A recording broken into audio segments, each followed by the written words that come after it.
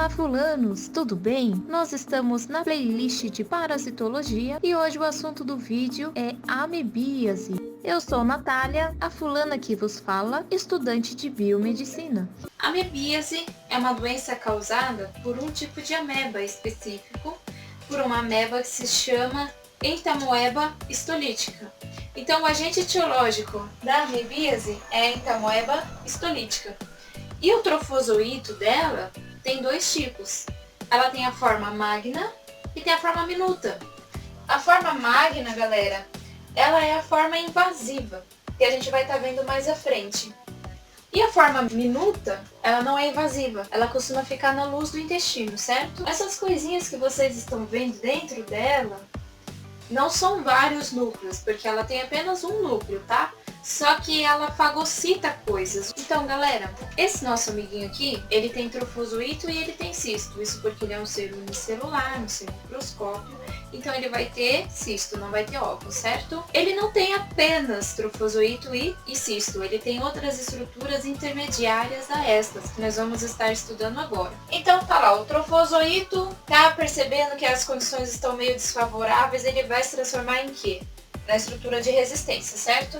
Como é que ele vai fazer isso? Ele primeiro, antes de se transformar em cisto, ele vai se transformar em pré-cisto, que é a fase intermediária ao cisto, tá? E o que acontece nessa fase? Ele não é um cisto completo ainda, ele é um pré-cisto, então ele é oval ou levemente arredondado, tá? E aí ele se transformou em cisto, galera. Ele vai secretar uma parede cística, que é a parede que vai dar a proteção, a resistência ao cisto, certo? E aí ele vai fazer uma divisão nuclear. Aquele nosso trofozoito que tinha um núcleo só, agora como cisto ele vai ter 4 núcleos, tá? E aí, ele sai nas fezes. Por quê? Porque é o cisto que sai nas fezes, porque o cisto é exatamente resistente. Ele tem a parede cística que compõe essa resistência a ele, a condições desfavoráveis, certo? Dentro do organismo do hospedeiro, lá no intestino delgado, o cisto vai se transformar em metacisto, que é uma fase intermediária ao trofozoito.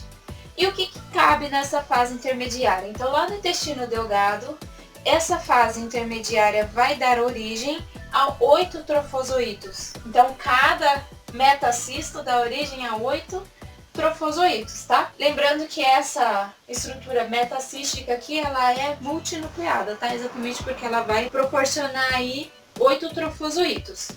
Bom, então a gente vai comentar agora sobre o habitat dessa galera aqui. Onde é que essas criançadas moram? Bom, vamos lá. A gente tem dois tipos de amebíase, tem a intestinal e a extraintestinal. No caso da amebíase intestinal, o habitat desse parasito vai ser o intestino grosso.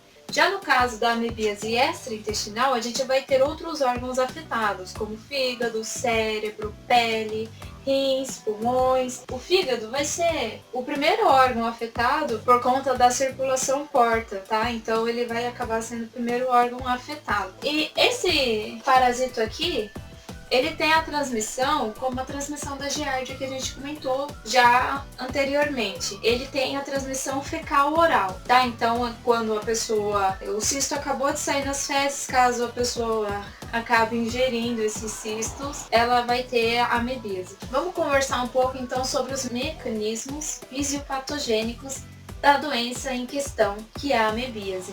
Então, como é que ela faz para deixar a gente doente? Ela tem lectinas e cisteína proteinase, que são substâncias que vão acabar enganando o nosso sistema imunológico. Eu não vou entrar em detalhes sobre isso, porque fica mais para imunologia mesmo, tá? O que mais que ela tem? Ela produz, ela faz na célula amebaporo, então ela vai furando a célula para ela poder passar, furando o tecido para ela poder passar.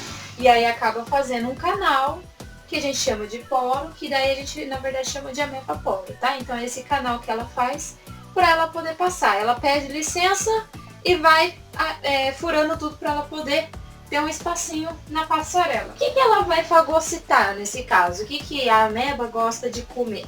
Então, ela preferencialmente come glóbulos vermelhos e matriz extracelular, tá? Então é isso que ela vai fagocitar. E ela também tem utilidade. Vocês lembram da primeira conversa que a gente teve, o primeiro vídeo sobre introdução à parasitologia? Que eu cheguei a comentar que as amebas, elas se movimentam por pseudópodes. Então, ela vai ter esse movimento ameboide, certo? Isso também faz com que ela tenha, isso também pode ser considerado, aliás, um mecanismo que ela possui para nos causar doença, certo? Pessoal, vamos comparar agora a amebíase invasiva com a amebíase não invasiva. Por quê? Porque eu comentei com vocês que existem dois tipos de trofozoito nessa doença. Tem a forma magna e tem a forma minuta, certo?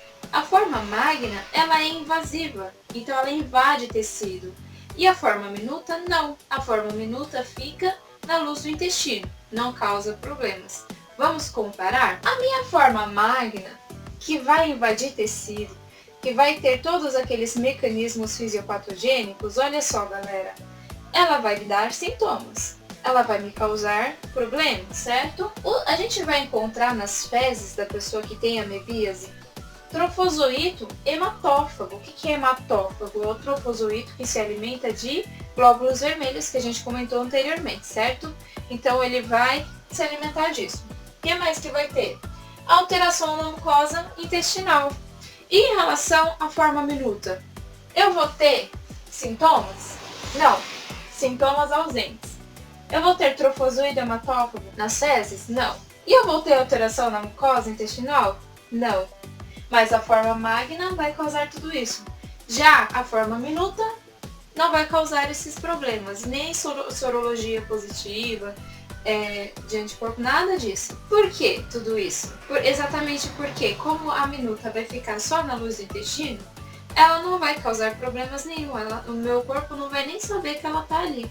Já a forma magna faz uma amebaporo, então ela vai penetrando na parede do intestino, vai chegando na corrente sanguínea, vai parar no fígado, vai parar nos pulmões e assim vai indo, entendeu? É por isso que ela pode causar tantos problemas, porque ela tem motilidade e ela tem outros mecanismos que fazem com que ela chegue a tantos lugares diferentes. Já a forma minuta fica ali na luz do intestino, meu organismo nem sabe que ela está lá. Continuando a falar então sobre a amebíase invasiva, a forma magna. A pessoa pode ter a disentérica ou a colite não disentérica, tá? Vamos falar sobre as duas. Bom, a disentérica vai apresentar evacuações mucossanguinolentas, ou seja, vai ter presença de sangue e de muco nas fezes. Pode ser de 8 a 10 vezes ao dia essas evacuações. Então a pessoa vai sentir flatulência, perda de peso, desconforto abdominal, outros sintomas também, como vômitos, febre, náuseas. A pessoa vai ficar realmente muito mal. E se não correr, leva ao óbito, tá? Agora, não disentérica. Ela pode ser ter evacuações diarreicas ou não. Essa já é bem mais tranquilo, né? Pode ser de 2 a 4 vezes ao dia. Já não vai mais apresentar vômitos, febre. Vai apresentar apenas desconforto abdominal, perda de peso, porque a pessoa tá de qualquer jeito indo mais vezes ao banheiro do que deveria, né? Flatulência também. Flatulência tem a ver com gases, tá? Outras complicações que essa doença pode causar. Bom, ela pode causar o que a gente chama de ameboma. O que é isso? É como se fosse um tumor no intestino por causa do sistema imunológico que acabou formando uma reação granulomatosa no lugar. Então, várias células do nosso sistema imunológico ficaram em volta dessa ameba e acabou gerando como se fosse um tumor ali no intestino, tá? Apendicite amébica é uma inflamação no apêndice também causada pela ameba. Aí a gente tem a perfuração intestinal. Lembra que eu comentei com vocês do amebaporo? Hemorragia, claro, né? Já que ela tá causando todo esse problema, ela também vai causar hemorragia. Estenoses, galera, ela pode também causar a constrição do intestino, tá? E obstrução intestinal por conta do ameboma, tá? Então, como vai crescendo aquilo lá, vai obstruindo, vai fechando o caminho das outras coisas que tem que passar por ali, tá bom? Então, ela pode causar essas complicações, além daquelas que a gente já havia citado anteriormente. Lembrando, galera, que aquele ameboma que a gente comentou, ele é uma forma tumoral rara, tá? Não é comum. Bom, vamos falar então agora sobre amebas comensais. Se você assistiu o primeiro vídeo, você vai saber que a ameba comensal é a ameba de vida livre, certo? Bom, então vamos lá. A gente tem aqui principalmente, né, Entamoeba coli. Existem outras, mas a gente vai estar conversando aqui sobre as principais. Então tem a Entamoeba coli, a Entamoeba hartmanni, Endolimax nana, Iodamoeba butylii e a Entamoeba dispar. Galera, esses números que estão na frente são os números de núcleos que elas podem possuir. Elas podem chegar até tantos. Então, por exemplo, a Entamoeba coli pode ter até 8 núcleos. Já a hartmanni pode ter até 4. A Endolimax nana também 4. E a Iodamoeba butylii tem um só. E a Entamoeba dispar pode ter também até 4 núcleos. Essas são amebas comensais de vida livre que não vão causar um problema para a pessoa. Já aquela que nós estávamos comentando, que era a Entamoeba histolítica, que causa a amebíase, o cisto dela tem até 4 núcleos também. E ele é igualzinho, então ele é idêntico ao cisto da Entamoeba dispar. Por isso que quando as pessoas encontram no esfregaço lá cisto de Entamoeba, que não sabe se é dispar ou se é histolítica, coloca só Entamoeba SP, porque eles são idênticos e não tem como você saber a diferença só de olhar no microscópio, tá? Então, assim, de olho, a Entamoeba dispar e a Entamoeba histolítica possuem um cisto idêntico. Aqui, galera, só para vocês verem, então, Entamoeba coli, Endolimax nana, e Iodamoeba butylii. Só ela vai ter essa estrutura perto do núcleo, tá bom? É aqui que você percebe que todo mundo veio de um lugar só. Então, nós temos a família. E aí, dentro dessa família, nós vamos ter gêneros. O gênero Endolimax, Entamoeba e Iodamoeba. Dentro do gênero Endolimax, eu vou ter a Endolimax nana. Dentro do gênero Iodamoeba, eu vou ter a Iodamoeba butylii. Já dentro do gênero Entamoeba, eu vou ter vários tipos de amebas. E aí eu vou colocar aqui em relação ao número de núcleos que elas podem possuir. Então, a Entamoeba coli pode possuir até 8 núcleos. A Entamoeba hartmanni, histolítica e dispar, elas possuem até 4 núcleos. E aí a gente tem a Entamoeba sem cistos conhecidos também, que é a Entamoeba gingivalis. Bom, ficamos por aqui então. Eu espero que vocês tenham gostado. Continue na playlist para conhecer mais sobre parasitologia e bora aprender juntos?